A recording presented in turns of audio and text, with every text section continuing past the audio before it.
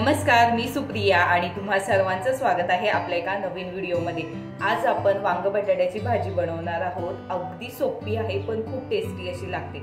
आता बटाटा वांग्याची भाजी म्हटलं ना की थोडीशी चमचमीत असली की खायला देखील खूप छान अशी लागते। चला तर मग आजच्या रेसिपीला सुरुवात करूयात। मसाला वांग बटाट्याची भाजी। चला तर मग तसे पाहायला गेले तर प्रत्येकाच्या घरात आठवड्यातून एकदा तरी वांग्याची किंवा बटाट्याची भाजी होतेच किंवा वांग बटाटा देखील होते। फक्त करण्याची पद्धत जी आहे ना ती थोडी वेगळी आहे, पण अशा पद्धतीने एकदा नक्की करून पहा। आता 8 ते 10 लसूण पाकळी, 1 हिरवी मिरची आणि थोडंसं मीठ टाकून छान हे टेचून घेतलेलं आहे। आता लसूण आणि हिरवी मिरची अशा पद्धतीने टेचून घेतली की त्यानंतर आपल्याला तडका द्यायचा। आता एक कढई गरम केली, त्यामध्ये मी थोडंसं मोहरीचं तेल आणि थोडंसं साधं रेग्युलर रिफाइंड तेल घेतलेलं आहे। त्यामध्ये जिरं, मोहरी आणि कढीपत्त्याची फोडणी देऊन घेतली आणि त्याचबरोबर यामध्ये टाकून घ्यायचं आहे जे म्हणजे लसूण टेचून घेतला। छान फ्राय करून घ्यायचा जोपर्यंत लसणाचा वास जो आहे ना तो कच्चेपणा जो निघून जात नाही आणि छान सुगंध यायला सुरुवात होत नाही। आता 2 टोमॅटो घेतलेले आहेत मीडियम साईजचे आणि त्याचे असे मोठे काप करून घेतलेले आहे, तो देखील यामध्ये मिक्स करून घ्यायचा। जर तुम्हाला टोमॅटोचे काप दाताखाली आलेले आवडत नसतील तर अशा वेळेस हे टोमॅटो थोडंसं पाणी टाकून छान हे सॉफ्ट करून घ्यायचे आहे, म्हणजे शिजवून घ्यायचे। आता सुके मसाल्यांमध्ये हळद पावडर, कांदा लसूण मसाला आणि 1 चमचा आपली धनिया पावडर असते ना म्हणजे धनेपूड ती टाकून घेतलेली आहे।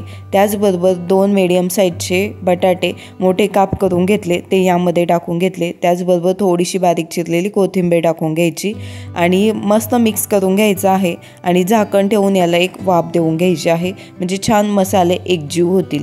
आता झाकण ठेवूयात आणि याला एक वाफ द्यायला ठेवून देऊयात। जर तुम्ही रेग्युलर पेक्षा थोडीशी जास्त प्रमाणात भाजी बनवत असाल तर यामध्ये पावभाजी मसाला किंवा गरम मसालाच्या ऐवजी चिकन मसाला वापरला ना तरी देखील याची टेस्ट आहे ना खूप छान अशी लागते। मस्त कोथिंबीर, चवीनुसार मीठ टाकून घेतलं। आता बटाटा शिजण्यासाठी पाणी टाकून घ्यायचं आहे, त्यामुळे आता हे मिक्स करून घेऊ। एक अर्धा ग्लास मी पाणी यामध्ये टाकून घेणार आहे आणि पुन्हा झाकण ठेवून बटाटा छानपैकी यामध्ये शिजवून घ्यायचा। जवळपास बटाटा 70 ते 80% शिजला गेला की त्यानंतरनं ही भाजी चेक करायची आहे आपल्याला, कारण यामध्ये आपल्याला वांग टाकून घ्यायचं आहे। वांग आणि बटाटा एकदम नाही वापरायचं, बटाटा शिजण्यासाठी जास्त टाईम लागतो आणि वांग शिजण्यासाठी कमी, म्हणून पहिल्यांदा बटाटे 70 ते 80% शिजवून घ्यायचा, नंतरनं यामध्ये वांग टाकून घ्यायचं। जवळपास 3 मीडियम साईजचे वांग्याचे काप करून घेतलेले आहेत मी, ते यामध्ये टाकून घेतले। थोडीशी बारीक चिरलेली कोथिंबीर मिक्स करून घेतलं आणि तुम्हाला हवं तर यामध्ये थोडंसं पाणी ॲड करू शकता जर तुम्हाला पाणी कमी वाटत असेल तर। आणि मस्त मिक्स करून झाल्याच्या नंतरनं झाकण ठेवून हे पुन्हा शिजवून घ्यायचं आहे।